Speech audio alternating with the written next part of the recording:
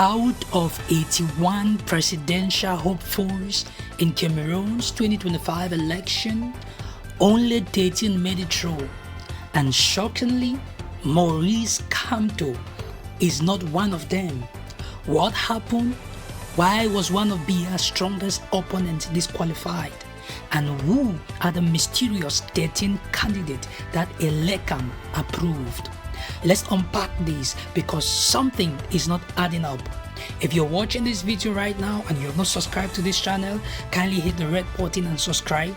And also don't forget to turn on notification bell so you'll be the first to get notified every time we drop a new video. Let's get started.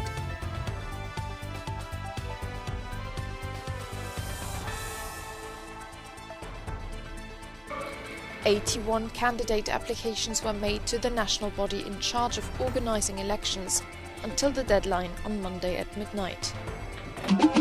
The flood of applications remains dominated by men. 7 female candidates have declared their intention to run in the presidential elections set for October this year. And among the men, it is incumbent President Biya who dominates the list. The 92-year-old, who has held power for the past 4 decades, recently declared his intention to run for office again, despite growing concerns over his health and ability to lead the country. Some local media speculated that the number of candidates could point to a growing wish for political change from the population, as well as a fracturing of Cameroon's political landscape. The country now waits for the decision of the Electoral Council, set to approve or reject each application in the coming weeks. The final list of candidates can be published at the latest 60 days before the elections. So here is the gist. ELECAM just released the official list of presidential candidates for the October 2025 elections. Out of 81 people who submitted their candidacy, only 13 were approved. That's already surprising. But the real shock? No Maurice Kamto, no CRM, nothing. The man who challenged Biya in 2018, the same man whose supporters filled the street demanding justice, is now missing from the ballot. So why was Maurice Kamto rejected? ELECAM hasn't given clear reasons publicly yet, but report says it may have to do with irregularities in documentations. Spoken critic of President Paul Biya, who at the age of 87 has been in power since 1982. He's doing everything in his power to massacre us so he can stay in power, but we will not give in. It's time to bring an end to hatred, violence and war, and to turn a page for peace. With 1 million displaced and more than 3,000 killed since 2016, human rights groups blame both armed separatists and security forces for the violence and displacement of people in the English-speaking regions of Cameroon. Human Rights Watch believes the Rapid Intervention Battalion, backed by ethnic Fulani militias, are behind the latest attack. The elite force, trained and managed by former Israeli Navy commandos, shot 13 children, then burned their homes with their parents and children inside. The government first called it collateral damage, then denied being involved. The killings were deliberate and were aimed at punishing the population suspected of harboring and collaborating with the separatists. While France may be Cameroon's closest ally, the relationship is changing because of this violence. On Sunday, Cameroonian political refugee in France stopped President Emmanuel Macron to ask him about the situation in the country. The French president admitted to putting pressure on President Biya. We are seeing that the situation is deteriorating, and I will call him so that the intolerable situation ceases. The governing party has just won the majority of the seats in local elections, boycotted by the opposition. The government says it's working for unity and peace, but there is mounting opposition, both from abroad and in the country, defying Biya's 36-year-long rule over Cameroon. Nicholas Hawk, Al Jazeera. So why was Kamto rejected?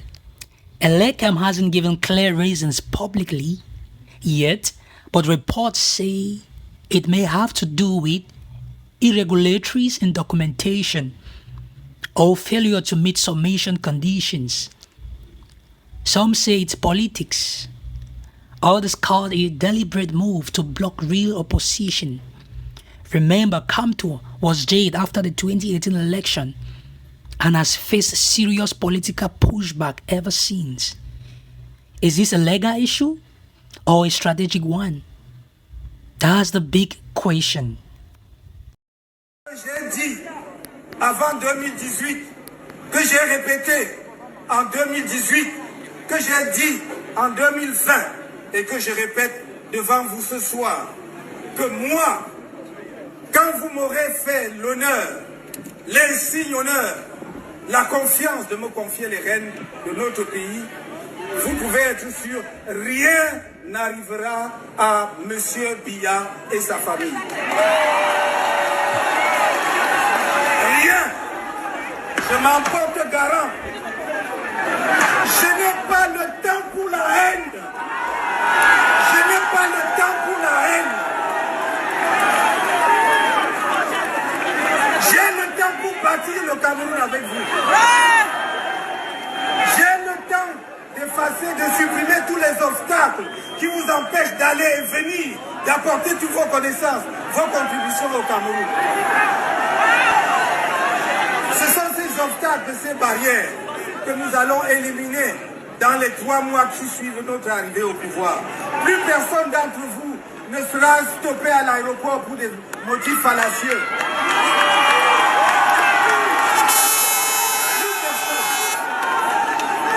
Et j'ai dit, je le redis, nous allons établir non seulement la binationalité, mais la plurinationalité.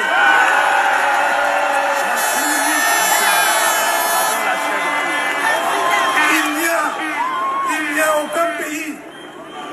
a aucun pays dans le monde d'aujourd'hui qui peut avoir une diaspora de la qualité de la diaspora camerounaise et ne pas accélérer son développement.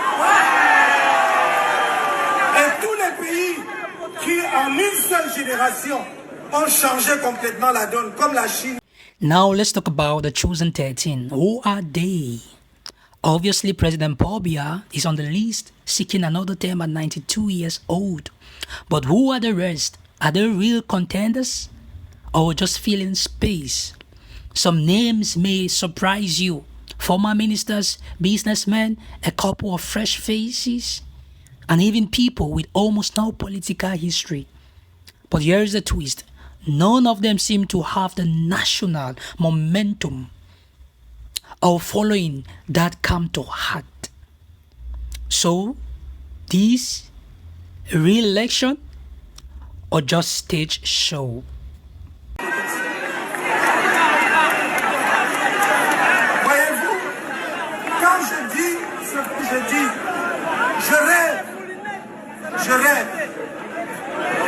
rêve que le Cameroun surprenne le monde entier en octobre prochain, en rendant possible une alternance pacifique par les urnes. Je rêve que c'est possible. Parce que tout le monde voit la catastrophe au Cameroun, tout le monde prédit la guerre civile, tout le monde croit que le pays sera à feu et à feu. Nous pouvons étonner le monde en faisant une élection qui permette aux Camerounais de choisir effectivement celui qui a gagné et qui va gagner. Mais je ne suis pas dupe quand je dis cela. Parce que je sais qu'il y a des radicaux au sein du système. Il y a des extrémistes au sein du système qui pensent que cela n'arrivera jamais de leur vivant. Mais à ce moment-là, à l'impossible, lorsque un peuple est contraint à la légitime défense, il doit exercer sa légitime défense. Et c'est pour cela que j'ai toujours dit, j'aimerais tellement que chacun écoute Shuninga de mon idole Richard Bona. Notez, c'est SH UNINGA. Allez taper, écoutez. Vous pouvez choisir cette musique, qui est une musique d'élévation. Mais vous pouvez aussi choisir une musique saccadée. Hein? Vous pouvez aussi choisir une musique saccadée, où on danse, on gâte tout. C'est à lui de choisir. Et j'ai dit, on dansera sur la musique que les autres vont mettre. Nous aussi, on sait danser. Toutes les musiques, on va danser. Le Cameroun, c'est notre pays à nous tous. Vous avez vu que je n'ai pas perdu le temps sur la question de savoir si je serai candidat ou pas. Parce que c'est un faux problème. On perd le temps avec ça. Donc, il n'y a aucun obstacle juridique, je dis bien aucun, à ma candidature à la prochaine élection présidentielle. Il n'y en a aucun.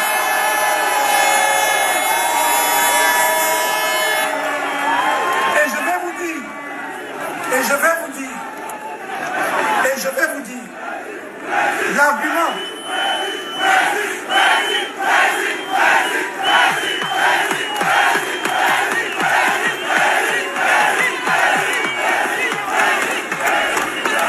Merci. L'argument fallacieux de ceux qui disent « Oh oui, mais il n'est pas allé aux élections de 2020, donc il ne peut pas aller à l'élection de 2025. » Je ne veux pas être discourtois, vous savez très bien que je suis assez poli. Mais je dirais simplement, et je conseillerais vivement à ces personnes, d'aller chercher un juriste. Non pas ceux qui squattent les plateaux de télévision et qui ne comprennent rien au droit, mais même à l'étranger, pour qui leur explique. Il n'y a aucun obstacle à ma candidature. Je voulais dire ceci. J'ai l'impression parfois que nos amis qui passent leur temps dans des cabinets noirs à voir comment créer des difficultés aux gens avaient pensé que le fait pour nous de ne pas aller aux élections de 2020. Social media is on fire. People are asking if Kamto didn't make it, who really stands a chance? Is ELECAM really independent? Can this election be trusted? Supporters of the CRM party are already calling it an attack on democracy. Others are simply confused. How does a top opposition leader suddenly go missing from the race? This isn't just about one man. It's about the future of democracy in Cameroon. It's about the system that seems to silence everyone who dares to challenge the status quo. With Biya in power since 1982, and the same faces running over and over, can change really happen through the ballot box, or is Cameroon heading toward another contested election and possibly unrest? So now I ask you, do you believe Maurice Kamto was fairly disqualified? Is this election shaping up to be free and fair? Or are we just watching another scripted show? Let's talk in the comments. Drop your opinion. Don't forget to like, share, and subscribe for real update about the election and the future of Cameroon. Because the more we speak, the harder it becomes for them to silence the truth. This is Blessings Vira. See you in the next video.